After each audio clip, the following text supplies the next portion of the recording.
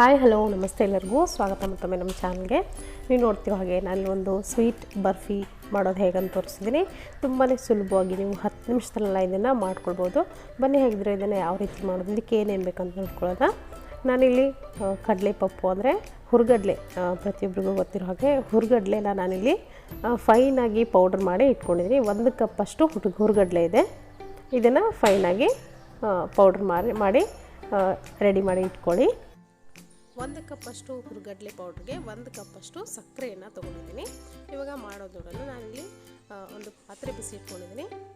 ಇದಕ್ಕೆ ಈ ನಾವೇನು ಇಟ್ಕೊಂಡಿದ್ದೀವಲ್ಲ ಸಕ್ಕರೆ, ಇದನ್ನು ಹಾಕೊಳ್ಳೋಣ. ಸಕ್ಕರೆ ಹಾಕಾದ್ಮೇಲೆ ಸಕ್ಕರೆ ಪೂರ್ತಿಯಾಗಿ ತೊಯ್ಯೋವರೆಗೂ ಮಾತ್ರ ನೀವು ನೀರನ್ನು ಬಳಸಬೇಕಾಗುತ್ತೆ. ಜಾಸ್ತಿ ನೀರನ್ನು ಇಲ್ಲಿ ಬಳಸೋ ಹಾಗಿಲ್ಲ. ಇವಾಗ ನೋಡ್ತಿರ್ಬೋದು, ಇಷ್ಟು ಮಾತ್ರ ನೀರು ನೀವು ಹಾಕ್ಕೊಳ್ಬೋದು. ನೀವು ಎಷ್ಟು ಪ್ರಮಾಣದಲ್ಲಿ ಮಾಡ್ತೀರಾ ಅನ್ನೋದನ್ನು ನೋಡ್ಕೊಂಡು ನೀವು ನೀರನ್ನು ಸೇರಿಸ್ಕೊಳ್ಳಿ. ಈ ಪಾತ್ರೆ ಮೇಲೆ ಡಿಪೆಂಡ್ ಇರುತ್ತೆ. ಕೆಲವೊಂದು ಚಪ್ಪಟೆ ಆಗಿರುತ್ತೆ ಪಾತ್ರೆಗಳು, ಅದಕ್ಕೋಸ್ಕರ ನೀವು ಅಂದಾಜು ಮೇಲೆ ನೀವು ನೀರನ್ನು ಹಾಕ್ಕೊಳ್ಬೇಕಾಗತ್ತೆ. ಇವಾಗ ಈ ಸಕ್ಕರೆ ಕರಗೋವರೆಗೂ ಈ ಥರ ಕೈ ಆಡಿಸ್ತಾ ಇರಬೇಕು. ಸಕ್ಕರೆ ಪೂರ್ತಿಯಾಗಿ ಕರಗಿ ಇದರಿಂದ ಒಂದು ಎಳೆ ಪಾಕ ಅಂತ ಹೇಳ್ತೀವಿ, ಅದನ್ನು ನಾವು ರೆಡಿ ಮಾಡ್ಕೊಳ್ಬೇಕಾಗುತ್ತೆ. ಪೂರ್ತಿ ಸಕ್ಕರೆ ಕರಗಿ ಈ ಥರ ಒಂದು 2 ರಿಂದ 3 ಕುದಿ ಬರಬೇಕು. ಆವಾಗ ನಿಮಗೆ ಎಳೆ ಪಾಕ ಬರುತ್ತೆ. ಸೊ ಮೀಡಿಯಮ್ ಫ್ಲೇಮ್ ಇಟ್ಕೊಂಡು ಇದನ್ನು ಈ ಥರ ಪಾಕನ ಬಾಯ್ಲ್ ಮಾಡ್ಕೊಳ್ಳಿ. ಸೊ ಇವಾಗ ನೋಡ್ತಿರ್ಬೋದು, ಇವಾಗ ಚೆಕ್ ಮಾಡ್ಕೊಳ್ಳೋಣ ಪಾಕ ಬಂದಿದೆಯೋ ಅಂತ. ಇವಾಗ ನೋಡ್ತಿರ್ಬೋದು, ಇಲ್ಲಿ ನಿಮಗೆ ಒಂದು ಎಳೆ ಕಾಣಿಸ್ತಿರ್ಬೋದು ಅಂದ್ಕೊಳ್ತೀನಿ. ಈ ಥರ ಪಾಕ ಬರಬೇಕು. ಕರೆಕ್ಟಾಗಿ 1 ಎಳೆ ಪಾಕ ಬರಬೇಕು. ಅಲ್ಲಿವರೆಗೂ ಇದನ್ನು ಬಾಯ್ಲ್ ಮಾಡಿಕೊಂಡ್ರೆ ಸಾಕಾಗುತ್ತೆ. ಸೊ ನೋಡ್ತಿರ್ಬೋದು, ಇವಾಗ ಪಾಕ ಬಂದಾಗಿದೆ. ನಾನಲ್ಲಿ ಗ್ಯಾಸ್ ಫ್ಲೇಮನ್ನು ಆಫ್ ಮಾಡ್ಕೊಳ್ತಿದ್ದೀನಿ. ನೆನ್ಪಿಟ್ಕೊಳ್ಳಿ, ಗ್ಯಾಸ್ ಫ್ಲೇಮನ್ನು ಆಫ್ ಮಾಡ್ಕೊಂಡ್ಬಿಡಿ ಪಾಕ ಬಂದ ತಕ್ಷಣ. ಇವಾಗ ಒಂದು 2 ಹನಿಯಷ್ಟು ನಿಂಬೆ ರಸನ ನಾನಿಲ್ಲಿ ಹಾಕ್ಕೊಳ್ತಿದ್ದೀನಿ, ಪಾಕ ಗಟ್ಟಿ ಆಗಬಾರ್ದು ಅಂತ. ಇವಾಗ ಇದಕ್ಕೇ 1 ಸ್ಪೂನ್ ಆಗೋಷ್ಟು ಮೈದಾ ಹಿಟ್ಟನ್ನು ಕೂಡ ಹಾಕ್ಕೊಂಡು ಒಂದ್ಸರಿ ಕ್ಲೀನಾಗಿ ಮಿಕ್ಸ್ ಮಾಡ್ಕೊಳ್ಳಿ. ಗಂಟುಗಳಿಲ್ಲದೆ ಇರೋ ಥರ ಒಂದ್ಸರಿ ಈ ಥರ ಮಿಕ್ಸ್ ಮಾಡಿಕೊಂಡ್ರೆ ಆಯಿತು. ಮೈದಾ ಹಿಟ್ಟು ಹಾಕಲಿಕ್ಕೆ ಕಾರಣ ಏನಂದರೆ, ನಾವು ಮಾಡುವಂಥ ಸ್ವೀಟ್ ಬರ್ಫಿ ಏನಿದೆ ಇದು ತುಂಬ ಚೆನ್ನಾಗಿ ಕಲರ್ ಆಗಿ ಬರುತ್ತೆ. ಕಲರ್ ತುಂಬ ಚೆನ್ನಾಗಿ ಬರುತ್ತೆ. ಸೊ ಇವಾಗ ಮೈದಾ ಹಿಟ್ಟು ಹಾಕಾಗಿದೆ. ಈ ಗಂಟುಗಳಿರೋದನ್ನು ತಲೆ ಕೆಡಿಸ್ಕೊಳ್ಳಿಕ್ಕೆ ಹೋಗ್ಬಿಡಿ. ತಾನಾಗೆ ಗಂಟುಗಳೆಲ್ಲ ಬಿಟ್ಕೊಳುತ್ತೆ ಕಲಿಸ್ತಾ. ನಾನೀಗ ಆವಾಗಲೇ ಇಟ್ಕೊಂಡಂಥ ಹುರ್ಗಡ್ಲೆ ಹಿಟ್ಟೇನಿದೆ ಇದನ್ನು ಸ್ವಲ್ಪನೇ ಹಾಕ್ಕೊಳ್ಳಿ. ಪಾಕ ಎಷ್ಟು ಹಿಡ್ಸತ್ತೋ ಅಷ್ಟು ಮಾತ್ರ ನೀವು ಹಾಕ್ಕೊಳ್ಬೇಕಾಗತ್ತೆ. ಪೂರ್ತಿಯಾಗಿ ಹಾಕ್ಲಿಕ್ಕೆ ಹೋಗ್ಬಿಡಿ. ಸ್ಟೆಪ್ ಬೈ ಸ್ಟೆಪ್ಪು ಒಂದು 2 ರಿಂದ 3 ಪೋರ್ಷನ್ ಆಗಿ ನೀವು ಹಾಕ್ಕೊಳ್ಬೋದು. ಸೊ ಇವಾಗ ಇದನ್ನು ಈ ಪಾಕದ ಜೊತೆಗೆ ಬೆರೆಯೋ ಥರ ಈ ಸ್ಪ್ಯಾಚುಲೆಯಿಂದ ಈ ಥರ ಕ್ಲೀನಾಗಿ ಮಿಕ್ಸ್ ಮಾಡ್ಕೊಳ್ಳಿ. ಈ ಪ್ರೊಸೀಜರ್ ಏನಿದೆ ತುಂಬಾ ಫಾಸ್ಟಾಗಿ ಮಾಡಬೇಕಾಗತ್ತೆ. ಯಾಕಂದರೆ ಪಾಕ ಹಿಟ್ಟು ಹಾಕಿದ ತಕ್ಷಣ ಗಟ್ಟಿಯಾಗೋ ಚಾನ್ಸಸ್ ಇರುತ್ತೆ. ಅದಕ್ಕೋಸ್ಕರ ನೀವು ಬೇಗ ಇದನ್ನು ಮಾಡಿ ಮುಗಿಸ್ಬಿಡ್ಬೇಕು. ಒಂದು 2 ನಿಮಿಷದಲ್ಲಿ 2 ರಿಂದ 3 ನಿಮಿಷದಲ್ಲಿ ಈ ಥರ ಕಲಸೋ ಪ್ರೊಸೀಜರ್ ಏನಿದೆ ಮುಗಿಸ್ಬಿಡ್ಬೇಕು. ಸೊ ನೋಡ್ತಿರ್ಬೋದು, ಸ್ವಲ್ಪ ಇದು ತೆಳುವಾಗಿದೆ ಅಂತ ನಿಮ್ಗೆ ಅನಿಸಿದ್ರೆ ಇನ್ನೊಂದು ಸ್ವಲ್ಪ ನೀವು ಹಿಟ್ಟನ್ನು ಹಾಕ್ಕೊಳ್ಬೋದು. ನಾನು ಹೇಳ್ತೀನಿ ಯಾವ ಥರ ಕನ್ಸಿಸ್ಟೆನ್ಸಿ ಇರಬೇಕಿದು ಅಂತ.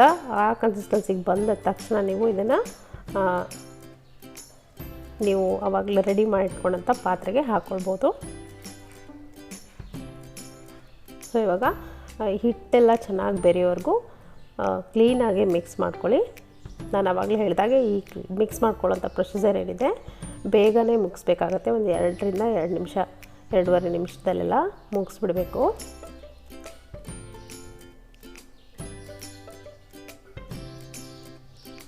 ಸೊ ನೋಡ್ತಿರ್ಬೋದು, ನಾನಿಲ್ಲಿ ಮಾಡಿಕೊಡೋಂಥ ಪಾಕಕ್ಕೆ 1 ಕಪ್ಪಷ್ಟು ಪೂರ್ತಿಯಾಗಿ ಹಿಟ್ಟನ್ನು ಹಾಕ್ಕೊಂಡಿದ್ದೀನಿ.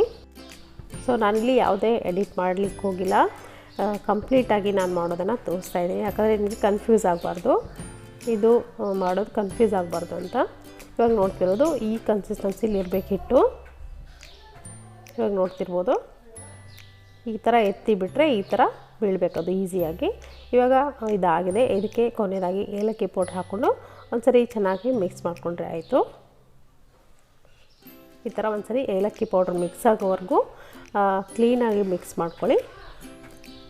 ಸೊ ಇವಾಗ ಇದನ್ನು ನಾನಿಲ್ಲಿ ತುಪ್ಪ ಹಚ್ಕೊಂಡು ಬ್ರಷ್ ಮಾಡ್ಕೊಂಡು ಇಟ್ಕೊಂಡಿದ್ದೀನಿ ಒಂದು ಪಾತ್ರೆನ, ಒಂದು ಪ್ಲೇಟನ್ನು ಅಥವಾ ಪಾತ್ರೆನೋ ಯಾವುದನ್ನಾದರೂ ಸರಿ ನೀವು ಮೊದಲೇ ರೆಡಿ ಮಾಡಿಟ್ಕೊಳ್ಳಿ. ಇದಕ್ಕೆ ಇದನ್ನು ಹಾಕ್ಕೊಳ್ತಾ ಇದ್ದೀನಿ.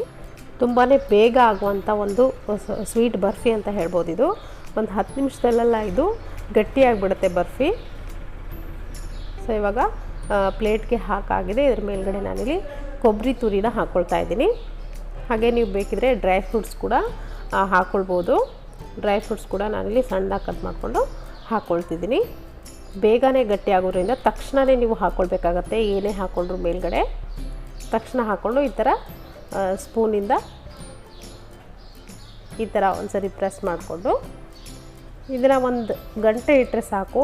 ನಿಮಗೆ ಗಟ್ಟಿ ಆಗಿಬಿಡುತ್ತೆ, ತಕ್ಷಣವೇ ಗಟ್ಟಿ ಆಗುತ್ತೆ. ಪೂರ್ತಿಯಾಗಿ ಕ್ಲೀನಾಗಿ ಗಟ್ಟಿ ಆಗಬೇಕಾದ್ರೆ ಒಂದು ಗಂಟೆ ಬಿಟ್ಬಿಡಿ. ಅವಾಗ ನೋಡ್ತಿರ್ಬೋದು ಇಲ್ಲಿ ಆಗಲೇ ಗಟ್ಟಿ ಆಗಿದೆ. ನಾನಲ್ಲಿ ಯಾವುದೇ ಎಡಿಟಿಂಗ್ ಮಾಡಿಲ್ಲ, ತಕ್ಷಣ ಗಟ್ಟಿ ಆಯ್ತಿದ್ದು. ಇವಾಗ ನಾನಿಲ್ಲಿ ಒಂದು ಚಾಕುವಿನ ಸಹಾಯದಿಂದ ಇದನ್ನು ಕಟ್ ಮಾಡ್ಕೊಳ್ತಾ ಇದ್ದೀನಿ. ನೀವು ಯಾವ ಶೇಪಲ್ಲಿ ಬೇಕಾದರೂ ಎಷ್ಟು ಸೈಜಲ್ಲಿ ಬೇಕಾದರೂ ಇದನ್ನು ಕಟ್ ಮಾಡ್ಕೊಳ್ಬೋದು. ತುಂಬಾ ಟೇಸ್ಟಿಯಾಗಿರುವಂಥ, ಒಂದು ಹನಿ ತುಪ್ಪನೂ ಇಲ್ಲದೆ ಇರುವಂಥ ಒಂದು ಬರ್ಫಿ ಸ್ವೀಟ್ ಅಂತ ಹೇಳ್ಬೋದು. ತುಂಬ ಟೇಸ್ಟಿಯಾಗಿರುತ್ತೆ, ಬಾಯಲ್ಲಿಟ್ಟರೆ ಕರಗುವಂಥ ಒಂದು ಬರ್ಫಿ ಇದು. ಖಂಡಿತವಾಗ್ಲೂ ಇದನ್ನು ನೋಡಾದಮೇಲೆ ನೀವು ಕೂಡ ನಿಮ್ಮ ಮನೆಯಲ್ಲಿ ಒಂದು ಸರಿ ಟ್ರೈ ಮಾಡಿ. ನಾನು ಹೇಳಿರುವಂಥ ಪ್ರೊಸೀಜರ್ನ ನೀವು ಫಾಲೋ ಮಾಡಿ ಇದನ್ನು ಟ್ರೈ ಮಾಡಿ, ತುಂಬ ಚೆನ್ನಾಗಿ ಬರುತ್ತೆ. ಸೊ ನಾನಿವಾಗ ಇದನ್ನು ಪೀಸ್ಗಳನ್ನಾಗಿ ಕಟ್ ಮಾಡಿ ಇಟ್ಕೊಂಡಿದ್ದೀನಿ. ನೋಡ್ತಿರ್ಬೋದು ತುಂಬಾ ಸಾಫ್ಟಾಗಿ ಬಂದಿತ್ತು, ಟೇಸ್ಟಿಯಾಗಿ ಕೂಡ ಇತ್ತು. ನಿಮಗಿದು ಇಷ್ಟ ಆಗಿದೆ ಅಂದ್ಕೊಳ್ತೀನಿ. ಇಷ್ಟ ಆಗಿದ್ರೆ ಒಂದು ಲೈಕ್ ಒತ್ತೋದನ್ನು ಮರಿಬೇಡಿ. ಹಾಗೆ ನಮ್ಮ ಚಾನಲ್ಗೆ ಯಾರು ಸಬ್ಸ್ಕ್ರೈಬ್ ಆಗಿಲ್ಲ ದಯವಿಟ್ಟು ಸಬ್ಸ್ಕ್ರೈಬ್ ಆಗೋದನ್ನು ಕೂಡ ಮರಿಬೇಡಿ. Thank you.